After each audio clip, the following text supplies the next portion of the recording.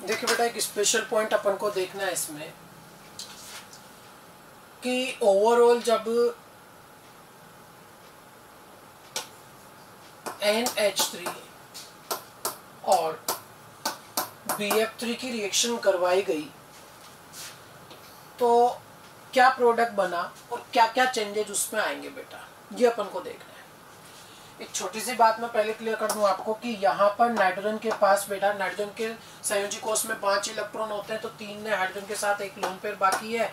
Boron के संयोजी कोष में बेटा 3 इलेक्ट्रॉन होते हैं, तीनों ने बंध बना लिए।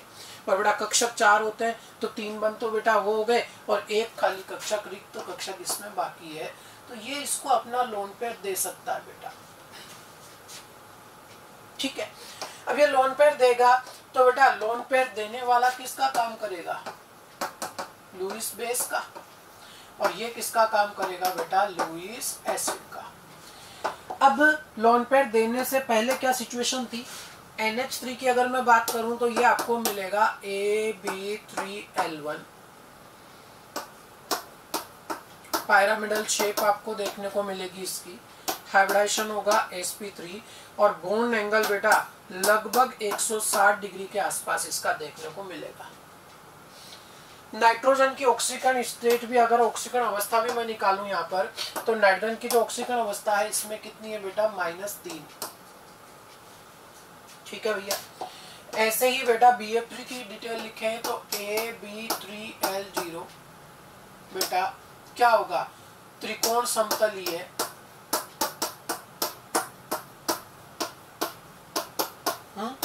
और हाइब्रिडाइजेशन sp2 और बंद कोण लगभग 120 डिग्री के आसपास होता है बेटा। 120 ही होता है लगभग, क्या एग्जैक्टली इसमें तो 120 में कह सकता हूं बेटा।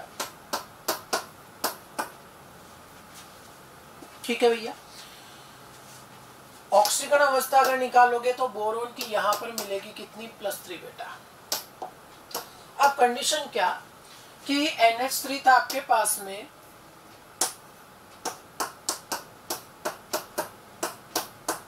विद 1 लोन पेयर, BF3 था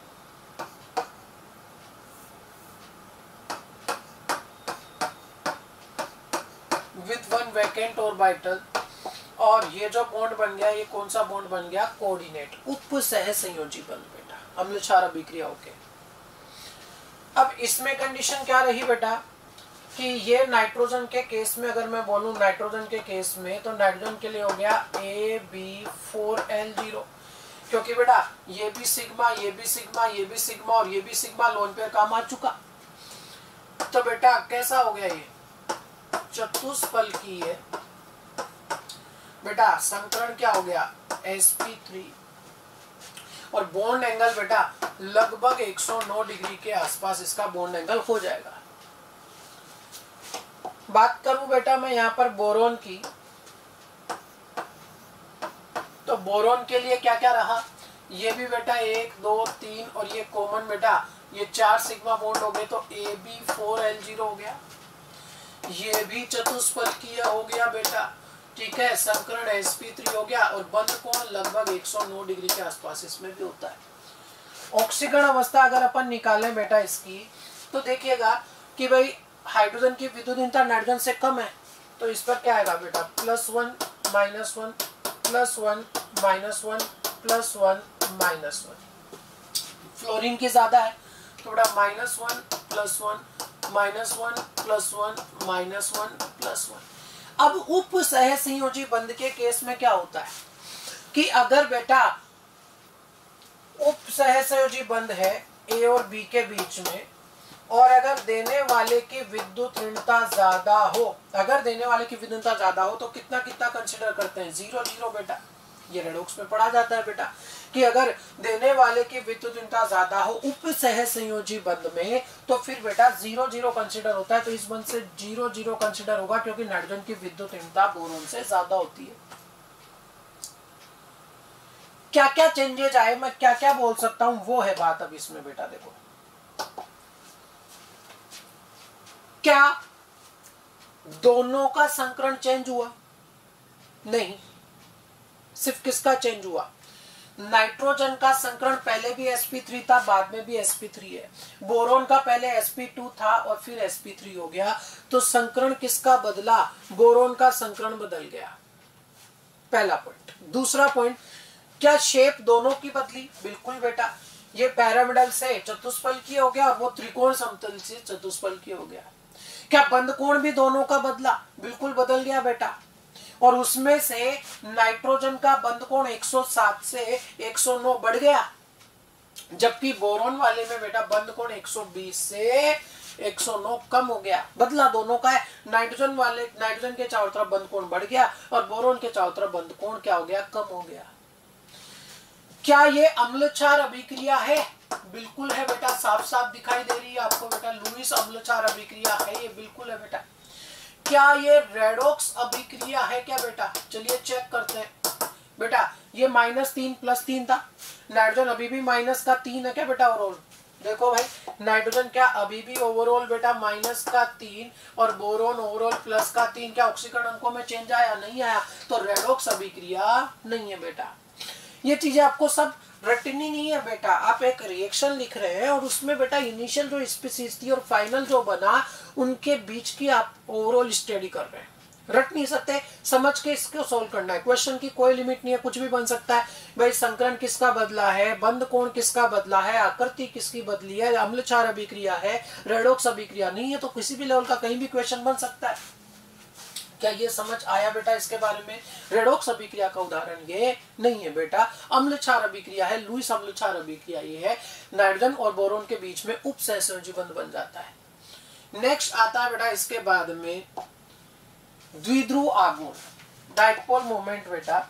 ओवरऑल मैं ये कहूंगा एक तरह से बेटा, ये एप्लीकेशन ये आप मान सकते हैं कि एक तरह से बीएससी पीआर से संबंधित है। फिर वही चीज बेटा,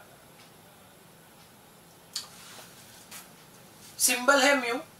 क्या है? अणु की ध्रुवता का मापन है, कि ओवरऑल मॉलिक्यूल जो है उसकी ध्रुवता का मापन है। अब बेटा इस ध्रुवता से क्या मतलब है वो समझिए। एक सिंपल उदाहरण मैं लेता हूं बेटा, H और Cl दोनों के बीच में ये सह संयोजी बंध बना हुआ है, और आप अच्छे से जानते हो कि इसमें 2 इलेक्ट्रॉन है। लेकिन अपन ये भी जानते हैं कि विद्युत ऋणता जो है वो क्लोरीन की हाइड्रोजन से ज्यादा है। अगर क्लोरीन की विद्युत ऋणता हाइड्रोजन की तुलना में थोड़ी ज्यादा है, तो बेटा साझे के इलेक्ट्रॉन क्लोरीन की तरफ चले जाएंगे, और ऐसे में क्लोरीन पर थोड़ा सा नेगेटिव और हाइड्रोजन पर थोड़ा सा पॉजिटिव आएगा। जिसके पास इलेक्ट्रॉन चले गए उस पर थोड़ा सा नेगेटिव आएगा बेटा। तो यहां पर मैं ये कहूंगा कि 2 ध्रुव बन गए। क्या बन गए? 2 ध्रुव बन गए। क्या बन गए? 2 ध्रुव बन गए, एक प्लस का और एक माइनस का बेटा। और मैं कहूंगा कि इसमें द्विध्रुव आघूर्ण पाया जाएगा क्योंकि उसमें 2 ध्रुव है बेटा। रिप्रेजेंट कैसे करते हैं कि जिसकी विद्युतता ज्यादा हो उसकी तरफ तो एरो लगाते हैं बेटा, और जिसकी विद्युतता कम हो उसकी तरफ ऐसे प्लस का साइन लगाते हैं। ये द्विध्रुव आघूर्ण को प्रदर्शित करने का तरीका है। जिसकी विद्युतता ज्यादा है उसकी तरफ एरो लगेगा, और जिसकी कम है उसकी तरफ ये प्लस का साइन लगता है बेटा। नेक्स्ट पॉइंट क्या जाता है इसमें बेटा, कि ये एक सदिश गुण है। कैसा गुण है? सदिश गुण। और अगर सदिश गुण है और साथ में क्या बोला कि अधिक विद्युत ऋणी की ओर निर्दिष्ट होता है, वो अभी तो बताया कि जिसकी विद्युत ऋणता ज्यादा हो उसकी तरफ एरो चलाते हुए अपन इसको बताया जाता है बेटा। अधिक विद्युत ऋणी की तरफ निर्दिष्ट होता है, क्यों? क्योंकि इलेक्ट्रॉन का जो समूह है बेटा, इलेक्ट्रॉनों का जो युग्म है वो अधिक विद्युत ऋणी की तरफ शिफ्ट हो जाता है। एकांकी युग्म म्यू अणु से दूर रहता है। क्या मतलब है? समझाता हूं मैं आपको बेटा इसका, कि मान लीजिए आपके पास कोई भी स्पीसीज है AB2, और आपने ये माना है कि बेटा B की विद्युत ऋणता A से ज्यादा है। ये अपन ने इमेजिन कर लिया, और साथ में एक के ऊपर एक क्या बचा हुआ है? लोन पेयर बेटा। एक के ऊपर क्या है? एक लोन पेयर। अब देखिए अच्छे से मैं इसमें बेटा कि किस तरह से द्विध्रुव आघूर्ण प्रदर्शित करूंगा। मैंने बोला कि B की विद्युत ऋणता A से ज्यादा है, तो इस बंध के बेटा आप कैसे दर्शाओगे? इस तरह से। इस बंध के लिए भी इस तरह से दर्शाया जाएगा। और लोन पेयर का जो द्विध्रुव आघूर्ण है, लोन पेयर का जो द्विध्रुव आघूर्ण है वो अणु से दूर निर्दिष्ट रहता है। अणु से दूर, अणु से दूर। तो AB2 बी अगर ये नीचे की तरफ आ रहे हैं तो लोन पेयर का द्विध्रुव आघूर्ण ऊपर की तरफ चला जाएगा बेटा। ये दोनों अगर नीचे की तरफ आ रहे हैं तो एक का लोन पेयर का द्विध्रुव आघूर्ण कहां जाएगा? ऊपर की तरफ। अणु से दूर निर्दिष्ट रहता है बेटा, इस तरफ चला जाएगा ये। अरे आई क्या बात समझ में? तो क्या होगा ऐसे में? स्थिति क्या आएगी बेटा? ऐसे में अपन को परिणामी निकालना पड़ेगा। क्यों? क्योंकि ये एक सदिश गुण है, मतलब दिशा पर भी निर्भर करेगा। बेटा मुझे बताइए इन दोनों का जो रिजल्टेंट है, भाई ये भी एरो नीचे की तरफ आ रहा है, ये भी एरो नीचे की तरफ आ रहा है, इन दोनों का परिणामी किधर आएगा? नीचे की तरफ आएगा बेटा। इन दोनों का परिणामी किधर आएगा? नीचे की तरफ आएगा। और इस लोन पेयर में तो ये है ही बेटा कंडीशन। अब कुछ सोच रहे होंगे कि कैंसिल आउट कर दो। अरे बेटा दोनों तरफ बिल्कुल एक जैसी सिचुएशन थोड़ी है कि कैंसिल आउट हो जाएगा। अरे 100% एक जैसा होता तब तो कैंसिल आउट हो जाता बेटा, लेकिन लोन पेयर का द्विध्रुव आघूर्ण वैल्यू अलग आएगी और बंद युग्मों की अलग आएगी बेटा एकदम। हाँ विपरीत दिशा में जरूर है बेटा, तो कुछ कैंसिल होकर के कम जरूर हो जाएगा। क्या हो जाएगा? कम होगा, लेकिन म्यू जो है वो इसका 0 नहीं होगा बेटा। फिर समझ लीजिए कि द्विध्रुव आघूर्ण जो है एक सदिश राशि है, और सदिश राशि होने के कारण बेटा ये दिशा पर भी निर्भर करेगा। तो इन दोनों का परिणामी नीचे की तरफ आएगा, इसका ऊपर जा रहा है। हालांकि दोनों विपरीत दिशा में, पर बिल्कुल सेम वैल्यू नहीं होंगी तो कैंसिल आउट नहीं होगा। अगर बिल्कुल सेम होता तो कैंसिल भी हो जाता बेटा। आ जाएगा आगे, अपन को यही डिटेल में डिस्कस करना है। एक छोटी सी बात यहाँ पर बेटा मैं क्लियर कर दूं पहले आपको, कि द्विध्रुव आघूर्ण म्यू की जो वैल्यू है उसकी वैल्यू आती है Q इंटू डी। Q क्या है यहां पर? Q है बेटा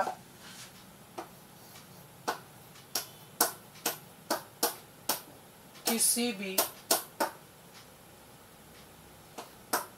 एक आवेश का परिमाण, और D क्या है? दोनों ध्रुवों के मध्य दूरी। ये थोड़ा साइड में लिख लीजिएगा बेटा आप लोग, दोनों ध्रुवों के मध्य दूरी। बेटा हुआ क्या है कि जैसे HCl का उदाहरण ले लूं मैं बेटा, एक्चुअली क्या होगा कि दोनों पर आवेश आ रहा है, एक पर प्लस और एक पर माइनस। तो बेटा म्यू जब अपन निकालेंगे Q इंटू डी होगा। Q जो है किसी भी एक आवेश का परिमाण, इनमें से कोई भी एक ले सकते हो, चाहे प्लस वाला लो बेटा, चाहे ये ले, चाहे ये ले, सेम आएगा, मैग्नीट्यूड सेम रहेगा, परिमाण सेम रहेगा। और अपन को परिमाण ही काम में लेना है बेटा, साइन चिन्ह काम में नहीं लेना। और दोनों ध्रुवों के बीच की दूरी जो होगी उससे मल्टीप्लाई करोगे तो द्विध्रुव आघूर्ण की वैल्यू मिल जाएगी बेटा। एक और चीज, द्विध्रुव आघूर्ण के बारे में बेटा बहुत ज्यादा डिटेल्ड स्टडी करने वाले एक साइंटिस्ट थे, डिबाई। कौन? डिबाई। और बेटा उनके सम्मान में द्विध्रुव आघूर्ण की जो इकाई है वो डिबाई बोली जाती है। डिबाई साइंटिस्ट के नाम पर दी गई है बेटा उनके सम्मान में। और एक डिबाई जो है वो बेटा रिप्रेजेंट करता है 3.3 इंटू 10⁻⁻30 कूलाम इंटू मीटर। ये कैसे मिला? अरे बेटा ये आवेश है, और आवेश की इकाई क्या होती है? बोलो बेटा, बोलो भैया, आवेश की इकाई क्या होती है? कूलाम। और बेटा डिस्टेंस की इकाई क्या होती है? मीटर। तो ये कूलाम इंटू मीटर कंसेप्चुअली मिल रहा है। ये तो द्विध्रुव आघूर्ण की कंसेप्चुअली जो इकाई मिली अपन को वो क्या मिली? Coulomb into metre. भाई आवेश की इकाई कूलाम हो गई और बेटा दूरी की इकाई हो गई मीटर। लेकिन एक साइंटिस्ट हुए डिबाई जिन्होंने इसके बारे में स्टडी की थी, तो उनके सम्मान में बेटा इसकी एक और यूनिट बोली गई डिबाई। और एक डिबाई किसको रिप्रेजेंट करता है बेटा? 3.3 इंटू 10⁻⁻30 कूलाम इंटू मीटर को रिप्रेजेंट करता है एक डिबाई। एक डिबाई कितने को रिप्रेजेंट करता है बेटा? 3.3 इंटू 10⁻⁻30 कूलाम इंटू मीटर को रिप्रेजेंट करेगा। क्या ये कंडीशन समझ आई बेटा आप लोगों को? जवाब दो। तो क्या क्या पॉइंट आगे द्विध्रुव आघूर्ण के, कि एक तरह से मैं कहूं तो बेटा बॉन्ड में पोलैरिटी थी, उससे अणु में ध्रुवता आएगी बेटा, और उस ध्रुवता के मापन को अपन क्या कहेंगे? द्विध्रुव आघूर्ण कहेंगे। कैसे मेजर किया जाएगा? आवेश इंटू दूरी। आवेश किसी भी एक का लेना है बेटा, या तो प्लस का माइनस का चिन्ह उस काम में नहीं लेना आपको, और दोनों के बीच की दूरी का गुणा करना है बेटा। ठीक है। किसी बेटा ओवरऑल एकांकी युग्म अणु से दूर निर्दिष्ट रहेगा बेटा, और इसका एरो किधर लगेगा, अधिक विद्युत ऋणी की ओर लगेगा बेटा। और उदाहरण से समझाता हूं मैं आपको। जैसे एक एग्जांपल मैंने लिया CO2, एक एग्जांपल मैंने CO2 ले लिया बेटा, ठीक है। अब क्या कंडीशन है, CO2 उदाहरण मैंने लिया जो एग्जैक्टली इस स्थिति में होता है।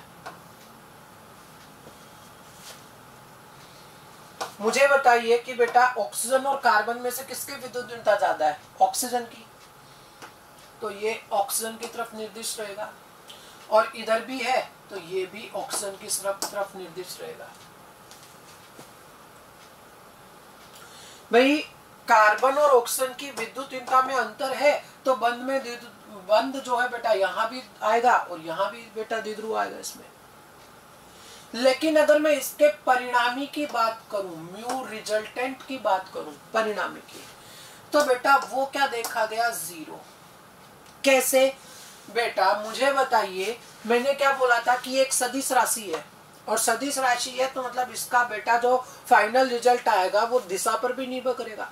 दोनों विपरीत दिशा में है पहला पॉइंट, और दोनों बिल्कुल एक जैसे हैं, बिल्कुल एक जैसे। तो बिल्कुल एक जैसे अगर विपरीत दिशा में जा रहे होंगे तो परिणामी कितना मिलेगा, 0 मिलेगा। और जिसके लिए म्यू 0 मिले बेटा उसे कहा जाता है अध्रुवीय। क्या कह देते हैं उसको बेटा, अध्रुवीय कह दिया जाता है, अध्रुवीय, ठीक है। एग्जाम्पल अगर मान लीजिए मैंने बेटा लिया होता इसमें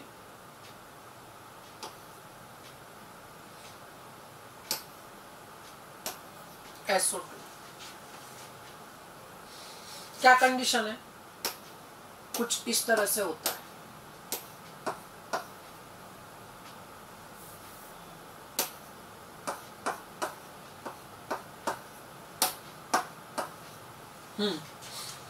बेटा मुझे बताइए कि इसमें किधर शिफ्ट रहेगा, ये द्विध्रुव आघूर्ण ऑक्सीजन की तरफ, क्योंकि विद्युतता ज्यादा है, इसमें भी ऑक्सीजन की तरफ रहेगा बेटा। और लोन पेयर कहां जाएगा, ऊपर की तरफ बेटा।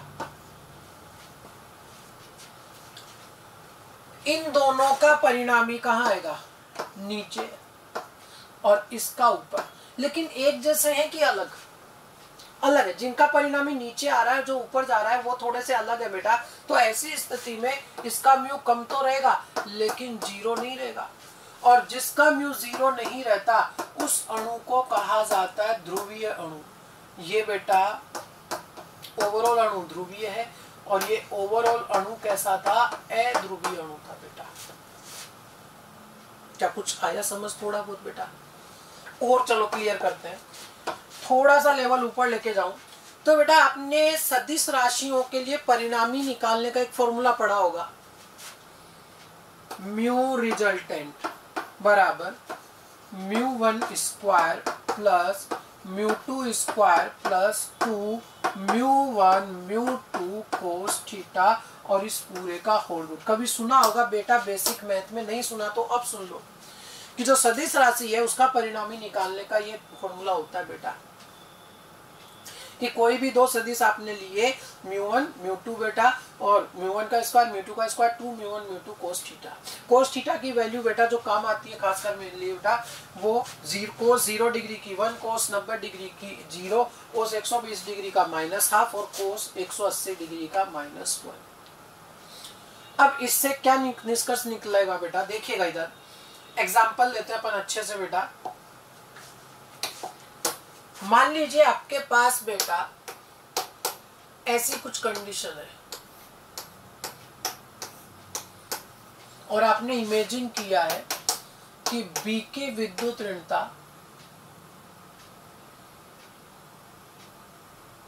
ए से ज्यादा है।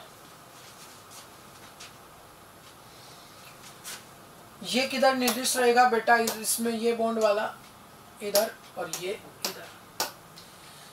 बेटा यहां μ1 की वैल्यू अगर x है तो इसको मैं μ2 बोल दूं बेटा, लेकिन बिल्कुल एक जैसा था तो होगा तो यहां भी क्या x ही होगा।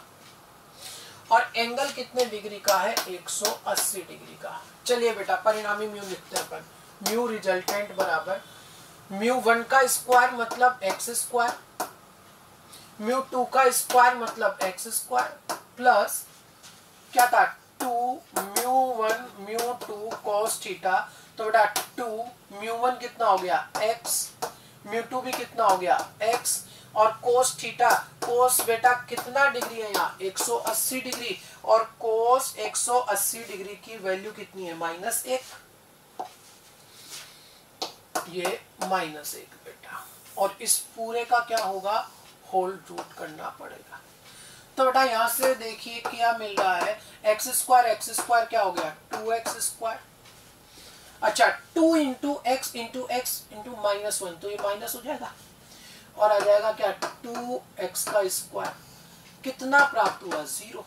तो मैंने कहा भी तो था बेटा थोड़ी देर पहले कि म्यू रिजल्टेंट इस कंडीशन में देखो कितना मिल रहा है, 0 मिल रहा है बेटा। यहाँ म्यू रिजल्टेंट 0 आ गया, यानी क्या मिला आपको कि दो एक जैसे द्विध्रुव आघूर्ण, या सदिश पे चले जाओ ना बेटा, दो सदिश 180 डिग्री पर यदि हो एक जैसे, तो उनका परिणामी 0 मिलता ही है बेटा।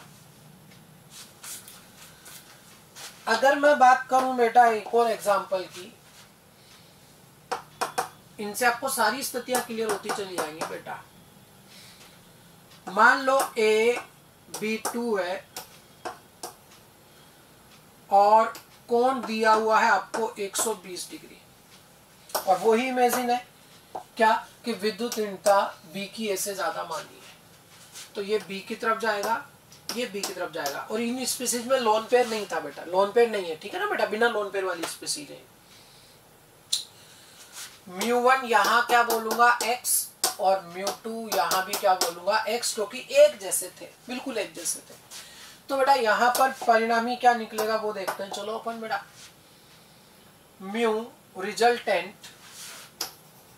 बराबर एक्स स्क्वायर प्लस 2x और कोस 120 डिग्री। कोस 120 डिग्री की वैल्यू कितनी थी बेटा, -12।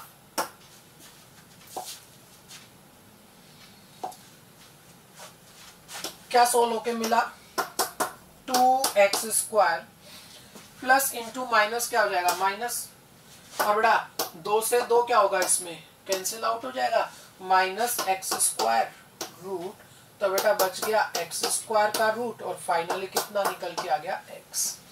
यानी क्या निष्कर्ष निकला कि अगर दो सदिश एक जैसे 120 डिग्री पे हो, तो इनका परिणामी जो है वो किसी एक के बराबर होगा, किसी एक के बराबर होगा। और वो भी किस दिशा में, क्या आप दिशा बता सकते हो बेटा कि किस दिशा में आएगा, ये इधर है ये इधर है, तो इसका परिणामी कुछ इधर आएगा।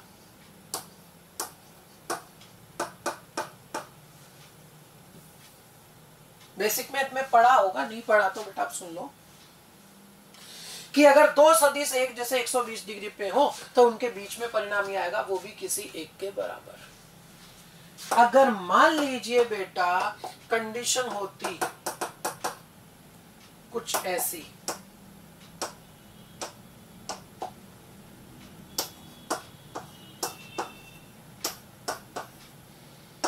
और तीनों के बीच में 120 डिग्री के कोण है, 120 डिग्री पर है तीनों के तीनों,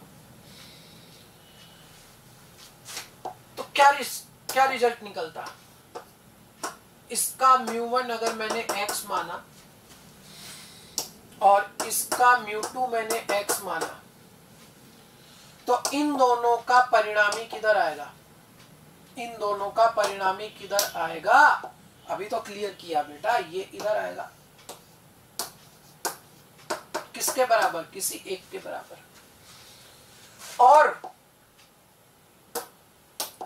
इसका म्यू भी बिल्कुल एक जैसा था, x के बराबर है। इन दोनों का परिणामी ये आ चुका, इन दोनों का परिणामी ये आ चुका। चलो देखो बेटा ऐसे करते हैं, एक काम करते हैं, इसको अलग से लिख लेते हैं, ठीक है ना। ये लो क्या रहा कुल मिलाकर, इसे मैं आगे बढ़ा दूं तो इन दोनों का परिणामी नीचे की तरफ ये लगा दिया मैंने बेटा, म्यू रिजल्टेंट x के बराबर, और इसका जो म्यू था वो ऊपर की तरफ था ही बेटा ऑलरेडी।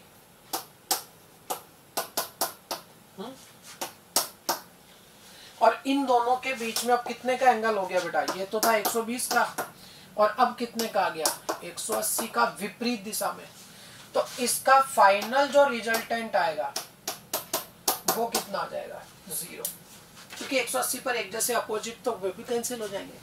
तो रिजल्ट क्या ध्यान रखना है, सिंपल सा मैं बोलूं तो दो 180 पर एक जैसे अगर विपरीत दिशा में आए तो 0 मिलेगा, और अगर 120 पर दो हैं एक जैसे तो उनका रिजल्टेंट 1 के बराबर, और 120 पर अगर 3 आ गए, 120 पर 3 आ गए तो फाइनल भी कितना होगा, 0 के बराबर हो जाएगा। क्या ये कंडीशन समझ आई आपको बेटा?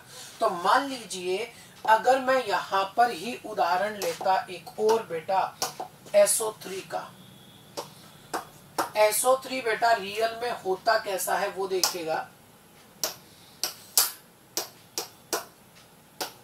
कुछ इस सिचुएशन में होता है, और कोण कितने का होता है इसमें, 120 डिग्री के कोण होते हैं। बताते जाइए फटाफट से बेटा, ये ऑक्सीजन की तरफ, ये ऑक्सीजन की तरफ, और ये ऑक्सीजन की तरफ, इन दोनों का रिजल्टेंट कहाँ आएगा, नीचे की तरफ बेटा, और किसी एक के बराबर ही होगा। एग्जैक्टली अगर ये यहाँ पर μ1 बराबर x है, μ2 बराबर x है, μ3 बराबर भी x है, तो इन दोनों का जो परिणामी आएगा म्यू रिजल्टेंट वो भी x के बराबर आएगा। और इसका कहाँ जा रहा है, ऊपर की तरफ, ये है ही बेटा, μ3 बराबर x है, तो इनका रिजल्टेंट फाइनली कितना प्राप्त हुआ, 0। क्योंकि डायरेक्ट भी मैं कह सकता था कि 3 120 डिग्री पर एक जैसे है तो रिजल्टेंट 0 ही आएगा। क्या कंडीशन समझ आई? जवाब तो दो भाई। एक और बात बेटा, क्या कुल मिलाकर अगर आपने गौर किया हो तो जो 100% सिमेट्रिकल कंडीशन है, एक जैसा विपरीत दिशा में 0 आ गया, एक जैसा है 120 डिग्री पर बेटा सिमेट्रिकल था पूरा 0 आ गया। ये पूरा सिमेट्रिकल नहीं था, एक तरफ लोन पे आ गया बेटा, ये 0 नहीं मिला। यानी कहीं ना कहीं सिमेट्रिकल अगर कंडीशन आ जाए तो 0 मिल जाता है, और सिमेट्रिकल ना आए तो 0 नहीं मिलता है कि नहीं बेटा?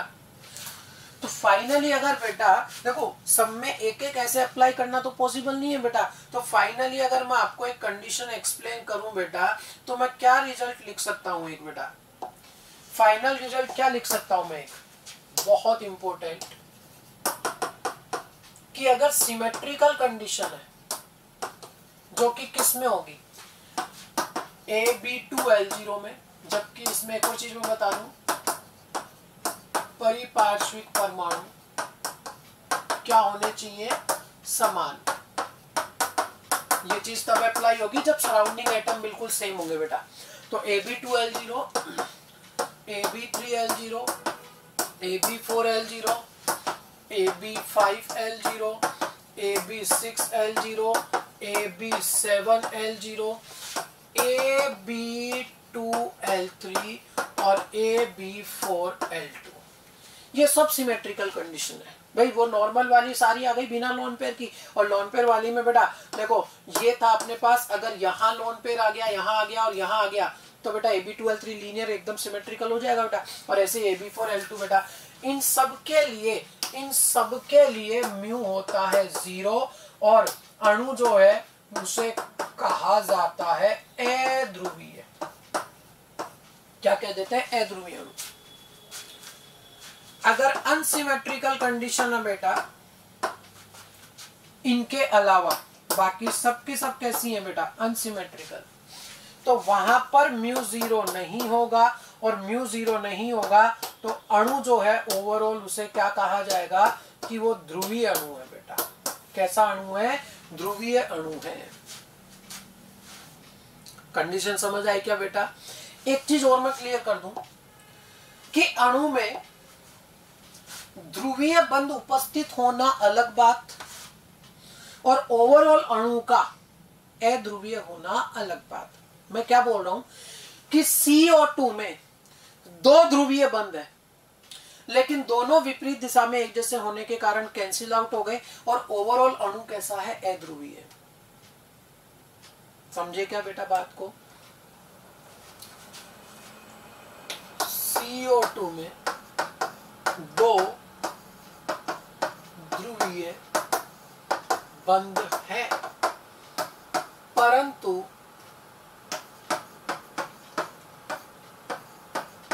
अणु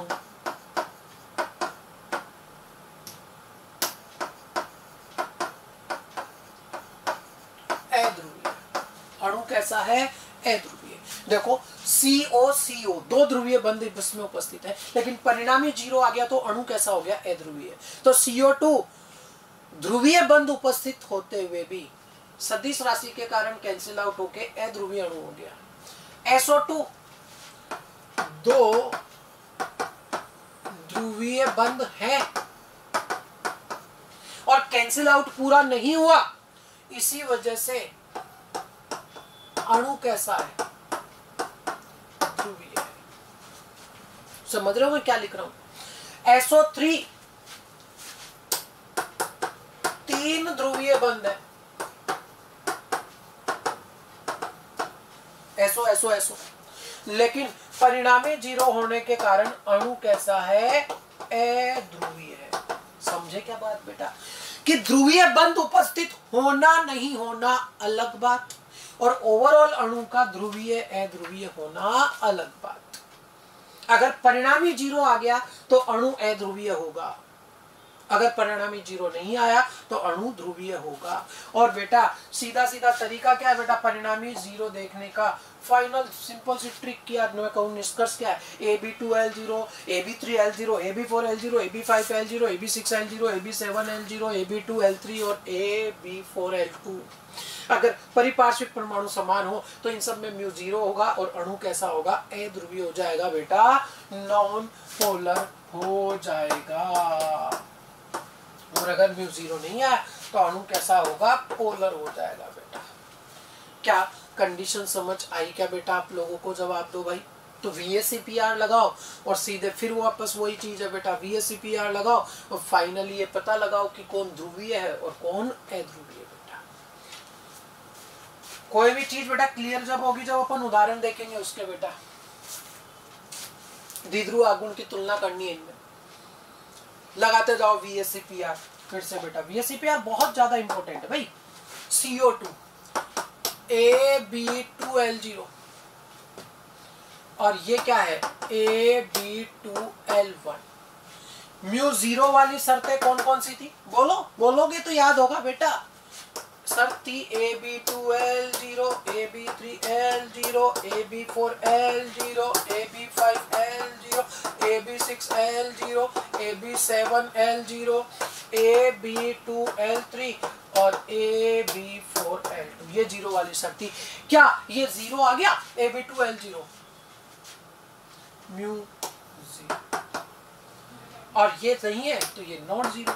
अब ऑब्वियस सी बात है 0 की तुलना में नॉन 0 वाले का तो ज्यादा ही होगा ना बेटा। अरे समझ आया क्या बेटा? इतना सिंपल है। देखो SO3 AB3L0 और ये मिलेगा AB3L1।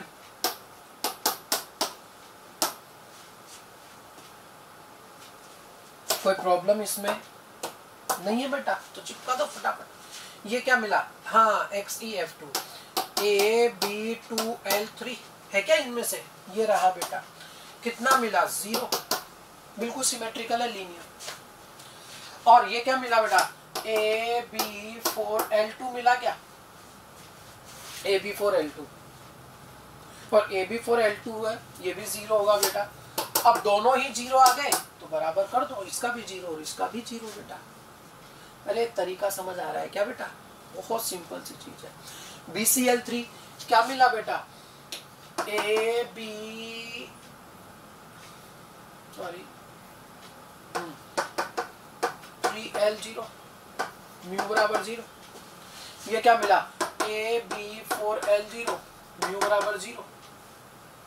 दोनों क्या हो जाएंगे? बराबर हो जाएंगे 0। क्या कंडीशन समझ आई क्या बेटा आप लोगों को? जवाब दो भैया।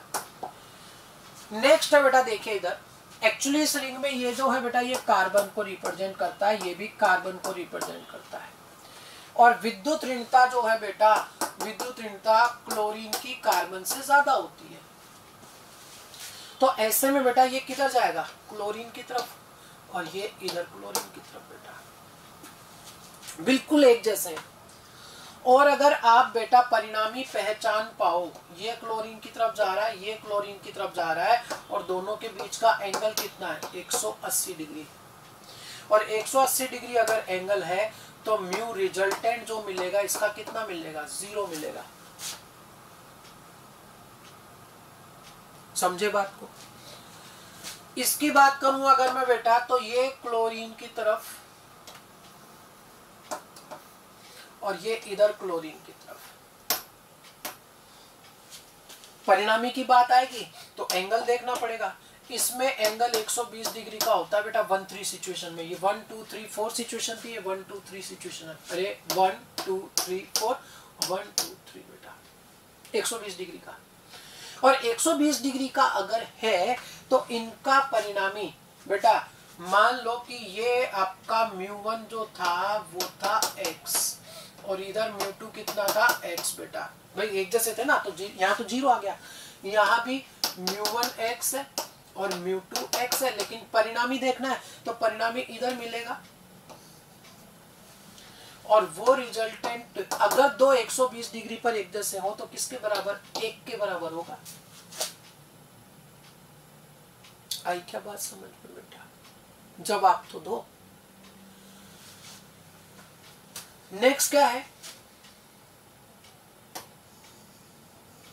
एक ये इधर जाएगा बेटा और एक ये इधर जाएगा।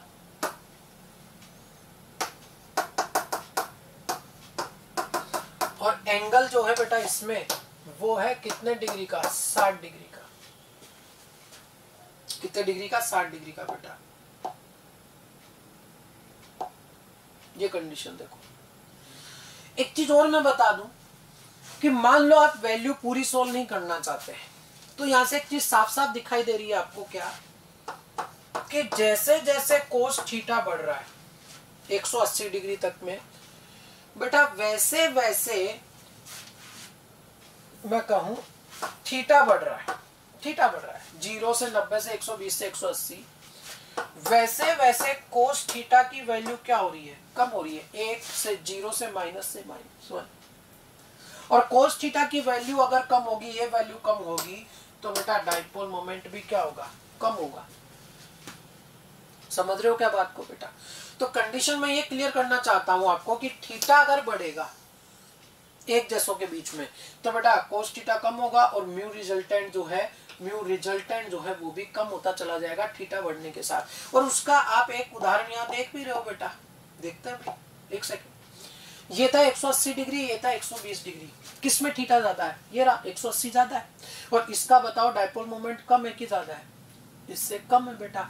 ये किसी एक के बराबर आ रहा है बेटा, और ये 1 से भी ज्यादा आएगा। सोल्व करोगे मैथ में तो बेटा रिजल्टेंट, अरे कोस 60 डिग्री से सोल्व कर सकते हो बेटा इतना, है ना, ठीक है। ये 1 से भी ज्यादा आ जाएगा। तो कुल मिलाकर क्या हो रहा है यहाँ पर बेटा, कि जैसे जैसे एंगल बढ़ रहा है ठीक म्यू कम होता जा रहा है। यहाँ 60 डिग्री बेटा, यहाँ 120 डिग्री और यहाँ 180 डिग्री। जैसे जैसे एंगल बढ़ा म्यू रिजल्टेंट जो है वो कम होता चला जा रहा है बेटा। समझ आई क्या बेटा। तो मैं डायरेक्ट भी सोच सकता था इसको, इसलिए बताया मैंने आपको, पूरा सॉल्व करने की जरूरत नहीं पड़ेगी। अरे भैया इसमें 180 डिग्री का एंगल है, इसमें 120 डिग्री का एंगल है, इसमें 60 डिग्री का एंगल है। एंगल ज्यादा तो कोस थीटा कम, कोस थीटा कम तो म्यू रिजल्टेंट जो है वो भी कम। समझ आई क्या बेटा बात। इसमें सबसे कम है और इसमें सबसे ज्यादा है बेटा। क्लियर है यहां तक बेटा। नेक्स्ट आ जाता है बेटा, ये देखो, कोशिश करो समझने की इसमें बेटा। सिंपल है, टिपिकल वे में सोचोगे तो मुश्किल लगेगा, आसान वे में सोचोगे तो आसान है। बहुत सिंपल, सिमेट्रिकली चेक करते हैं। क्या ये तीनों आपस में 120 डिग्री पे है क्या बेटा, अच्छे से देख लो। वो भी बिल्कुल एक जैसे। दिखाई दे रहा है साफ साफ 120 डिग्री पर है, तीनों एक जैसे। और अगर तीनों एक जैसे 120 डिग्री पे है तो इन तीनों का रिजल्टेंट कितना होगा बेटा? इन तीनों का तो 0 हो गया। तीन सदिश 120 डिग्री पर एक जैसे, रिजल्टेंट कितना? 0। तो बिल्कुल इन तीनों का रिजल्टेंट 0 हो गया। अभी ये क्लोरीन बाकी है, तो इसका अगर मैंने म्यू एक्स माना, इसका भी x, इसका भी x और इसका भी x, तो बेटा ये तीनों तो कैंसिल हो ही गए। तो फाइनल रिजल्टेंट क्या मिला मुझे बेटा? x के बराबर, 1 के बराबर। मैं सिंपल वे में बोलूं ना आपको बेटा कि 3 120 डिग्री पर कैंसिल हो गए तो 1 के बराबर बच गया।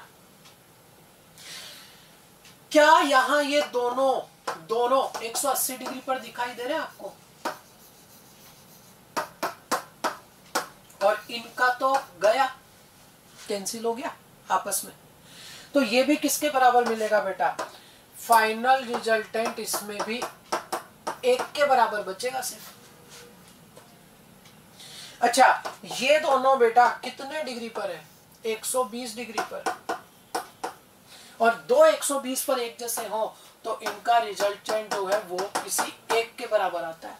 तो बात ये आ गई बेटा, इसमें इन तीनों का डाइपोल मोमेंट बराबर था। सिंपल वे में सोचो, 3 120 पर कैंसिल हो गए, एक बचा। 2 180 पर कैंसिल हो गए, एक बचा। और 2 120 का रिजल्टेंट किसी एक के बराबर होता है। क्लियर है बेटा? नेक्स्ट बेटा एक स्पेशल केस डिस्कस करना है मुझे यहाँ पर। PCl3F2 और एक लिखा हुआ है PF2Cl3। आप सोल्व करोगे तो ये मिलेगा आपको बेटा AB5L0 sp3d और ये भी मिलेगा AB5L0 sp3d।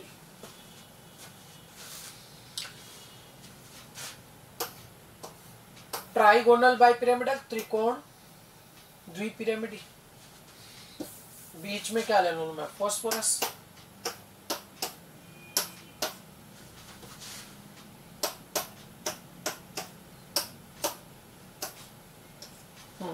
अब देखो बेटा, इधर बात ये कि एक साइंटिस्ट हुए बेटा बेंट, और उन्हीं के नाम से एक रूल चलता है, बेंट रूल। अपन डिटेल में पढ़ेंगे आगे इसको बेटा, डिटेल में पढ़ेंगे। अभी मैं छोटा सा हिंट बता रहा हूं कि बेंट रूल के हिसाब से क्या है कि मोर इलेक्ट्रोनेगेटिव जो है वो बेटा लेस एस करेक्टर की तरफ जाता है। उधर जाता है जिधर एस करेक्टर कम हो, उधर जाता है जिधर एस करेक्टर कम हो। और अगर थोड़ा आपको याद हो, नहीं तो मैं याद दिलाता हूं कि ये जो सिचुएशन होती है, स्पेशल केस था, इसमें यहां पर क्या क्या काम आया था? एस, पी एक्स और पी वाई। और इस लीनियर में क्या क्या काम आया था बेटा? डी जेड स्क्वायर और पी जेड। तो मुझे बताइए इन दोनों में से एस कहां पर कम है? यहां एस है ही नहीं, यहां एस प्रेजेंट तो है पर वहां एस है ही नहीं बेटा। यानी लेस एस वाली सिचुएशन जो है वो ये है, एक्सियल वाली। कौन सी? एक्सियल वाली। बेंट एक साइंटिस्ट हुए, लिखेंगे अपन आगे इसको बेटा, थोड़ा सा देख लीजिए, अब साथ में चल ही रहा है। तो बेंट एक साइंटिस्ट हुए, उन्होंने क्या बोला था कि मोर इलेक्ट्रोनेगेटिव जो है वो लेस एस की तरफ भागता है, कम एस की तरफ वो भागता है बेटा। और कम एस जो है, अगर sp3d की मैं बात करूं तो उसमें डी जेड स्क्वायर और पी जेड कंडीशन पे होता है बेटा, लेस एस की तरफ होता है। तो ऐसे सिचुएशन में मोर इलेक्ट्रोनेगेटिव, मैं बात करूं PCl3F2 की, इनमें से मोर इलेक्ट्रोनेगेटिव कौन है? फ्लोरीन। तो फ्लोरीन पहले एक्सियल पे जाएगा। ध्यान दें, फ्लोरीन जब तक उपलब्ध होगा तब तक एक्सियल पे जाएगा। 2 फ्लोरीन है, दोनों चले गए, बचे हुए क्लोरीन यहां आ गए। इसमें क्या होगा? इसमें बेटा, सॉरी बेटा लिखने में थोड़ी सी एरर है, ये PCl2F3, ठीक है ना बेटा, PCl2F3 sorry. Fluorine more electronegative है, पहले एक्सियल पे जाएगा, दो तो यहाँ गए, लेकिन अभी एक और बाकी है, तो मजबूरी है बेटा। अरे एक्सियल की जगह भर चुकी, पहले प्रीफर करेगा एक्सियल पे जाना मोर इलेक्ट्रोनेगेटिव, लेकिन एक्सियल की जगह अगर भर चुकी तो फिर तो क्या करे, मजबूरी है बेटा। अब इनमें से किसी भी एक पे चला जाएगा बेटा, मान लो यहाँ आ गया, बच के कितने क्लोरीन, 2। अब बात यह है कि बेटा इन तीनों का रिजल्टेंट, क्योंकि ये तीनों आपस में 120 डिग्री के एंगल पे होते हैं बेटा, और बिल्कुल एक जैसे हैं तीनों के तीनों, तो इन तीनों का रिजल्टेंट कितना हो जाएगा, 0। ये तीनों तो आपस में कैंसिल हो गए। और क्या ये दो 180 डिग्री पे आ गए क्या, इनका रिजल्टेंट भी कितना, 0। तो ओवरऑल फाइनल जो रिजल्टेंट है इसका वो कितना आ गया, 0। अरे 3 120 पर एक जैसे थे कैंसिल हो गए, 2 180 पर एक जैसे थे कैंसिल हो गए। इसमें भी क्या रहा कि 2 180 पर एक जैसे थे कैंसिल हो गए, लेकिन एक छोटी सी प्रॉब्लम इसमें क्या हुई बेटा कि ये जो 3 120 पर तो थे, लेकिन ये डिफरेंट था उन दो की तुलना में, तो ये इसका 0 नहीं मिला। तो फाइनल जो रिजल्टेंट मैं लिखूंगा वो 0 इसमें नहीं होता। यहाँ 3 120 पर एक जैसे कैंसिल, 2 180 पर एक जैसे कैंसिल, तो नेट रिजल्टेंट 0।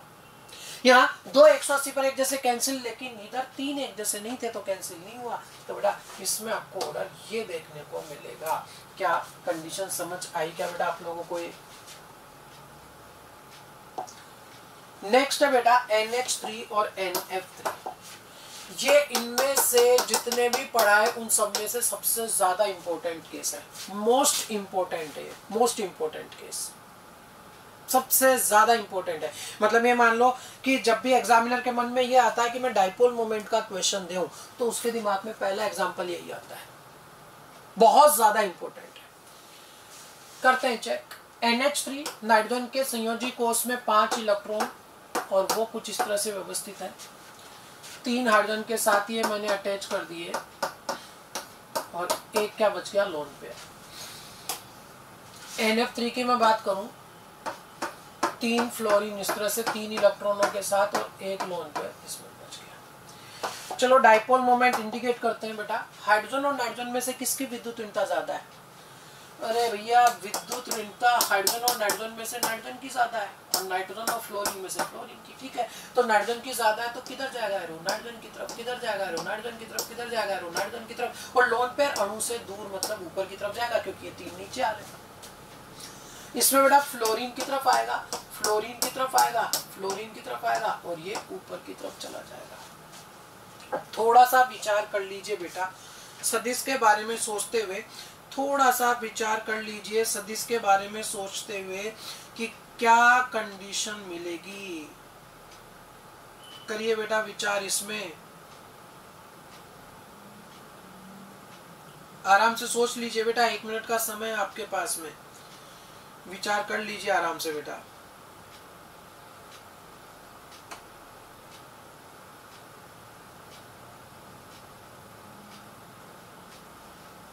किया सोल्व, देखते हैं।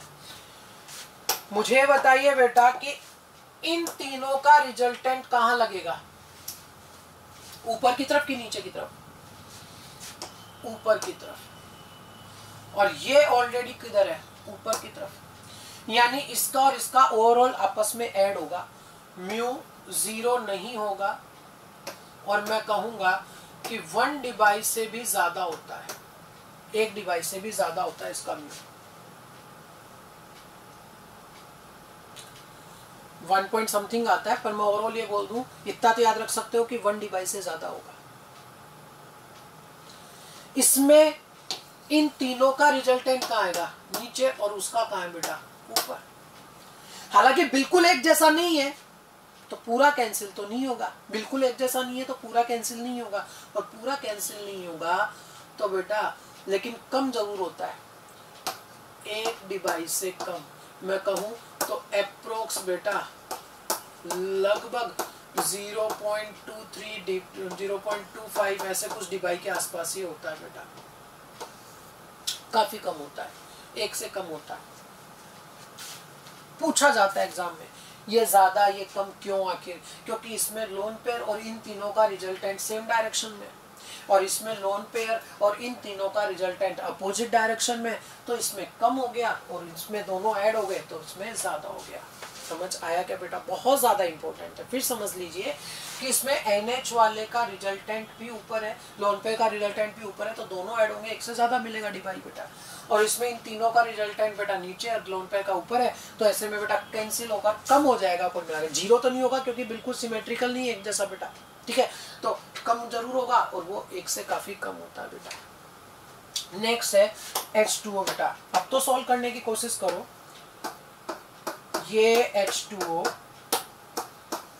जिसमें आपके पास 2 लोन पेयर है, और ये OF2 इसमें भी लोन पेयर तो 2 है। अब तो सोचना शुरू करो बेटा, O और H में से किसकी ज्यादा? ऑक्सीजन की, ऑक्सीजन की। लोन पेयर अपनी तरफ, लोन पेयर अपनी तरफ। फ्लोरीन की, फ्लोरीन की, ये अपनी तरफ और ये अपनी तरफ। तो इन दोनों का जो रिजल्टेंट है वो ऊपर और इनका भी रिजल्टेंट ऊपर, म्यू ज्यादा हो जाएगा। और इन दोनों का रिजल्टेंट ऊपर और इन दोनों का रिजल्टेंट नीचे। हाँ बेटा, 0 तो नहीं होगा क्योंकि एक जैसा नहीं है, फॉलोइंग फ्लोर होते तो पूरा कैंसिल कर देते, लेकिन म्यू ज्यादा होगा कि कम होगा? कम रह जाएगा। तो वास्तव में बेटा OH2 H2O का ज्यादा मिला कि OF2 का? H2O का। इधर किसका ज्यादा मिला बेटा? NH3 का। क्या कंडीशन समझ आई क्या बेटा आप लोगों को? जवाब दो भाई। क्लियर है यहाँ तक की स्थिति बेटा? नेक्स्ट आ जाता है बेटा आपके पास में R3NO और R3PO। स्पेशल केस है, समझाता हूं कैसे। R3NO के लिए अगर मैं लिखूं बेटा कुछ इस तरह से, नाइट्रोजन के संयोजी कोष में 5 इलेक्ट्रॉन, एक ने इधर बनाया, ये बनाया, ये बनाया और ये बनाया। पर ये नाइट्रोजन के केस में गलत है। क्यों? क्योंकि नाइट्रोजन की यहाँ पर संयोजकता कितनी हो गई? 5 संयोजकता हो गई। हाँ, फास्फोरस के केस में चलता है, कोई दिक्कत नहीं है, ये बिल्कुल एज इट इज फॉर्म में अलाउड है, पर वो अलाउड नहीं है। क्यों? क्योंकि नाइट्रोजन की कितनी संयोजकता आ रही है? 5, और दूसरे आवर्त के तत्व की संयोजकता 5 नहीं हो सकती। तो फिर होता क्या है एक्चुअली बेटा?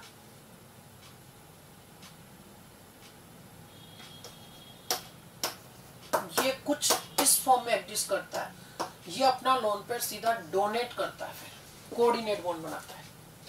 और इसी को लिखने का ये तरीका भी है, ऐसे भी लिखते हैं इसको। तो ऐसे सिचुएशन में यहां पर बेटा आवेश का पृथक्करण ज्यादा हो रहा है। अब म्यू बराबर क्या था? Q into D. अगर Q ज्यादा तो म्यू भी ज्यादा। यहां पर कंपेरेटिवली बेटा डबल बॉन्ड है, पार्शियल नेगेटिव पॉजिटिव आएगा बेटा, जबकि यहां पर कंपेरेटिवली ज्यादा पॉजिटिव नेगेटिव आएगा। तो यहां चार्ज ज्यादा आएगा बेटा, चार्ज ज्यादा तो म्यू भी ज्यादा। दैट मींस किस में ज्यादा हो जाएगा? R3NO के केस में ज्यादा हो जाएगा। कारण क्या रहा? क्योंकि बेटा इसमें नाइट्रोजन की 5 संयोजकता नहीं हो सकती, तो ये इस फॉर्म में एग्जिस्ट नहीं करता, ये कुछ इस फॉर्म में एग्जिस्ट करता है बेटा। और यहाँ प्लस माइनस रहता है, और प्लस माइनस रहेगा पूरा, वो आंशिक है, तो प्लस माइनस रहेगा तो आवेश ज्यादा रहेगा, आवेश ज्यादा रहेगा तो म्यू भी ज्यादा प्राप्त होगा बेटा। इन सब केस में क्या करना है कि EN का डिफरेंस अगर ज्यादा तो फाइनली म्यू भी ज्यादा। क्यों? क्योंकि EN का डिफरेंस ज्यादा होगा तो आवेश का पृथक्करण ज्यादा होगा, Q ज्यादा होगा, Q ज्यादा होगा तो म्यू भी ज्यादा होगा। तो यहां पर क्या ऑर्डर आ जाएगा बेटा? ये ऑर्डर आ जाएगा, इसमें इसमें ये आ जाएगा, इसमें आ जाएगा बेटा। इसमें सबसे ज्यादा किसका होगा? HF का, फिर NH3 का, फिर PH3 का बेटा।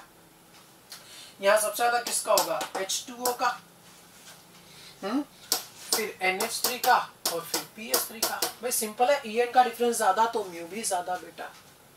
समझे क्या बात को बेटा? इक्वेशन लिखा हुआ है बेटा आपको, कि इनमें आपको डायपोल मोमेंट का ऑर्डर कंपेयर करना है, मतलब द्विध्रुव आघूर्ण का क्रम इसमें व्यवस्थित आपको करना है बेटा। ठीक है, लिख लीजिए, इसको सोल्व करिए बेटा।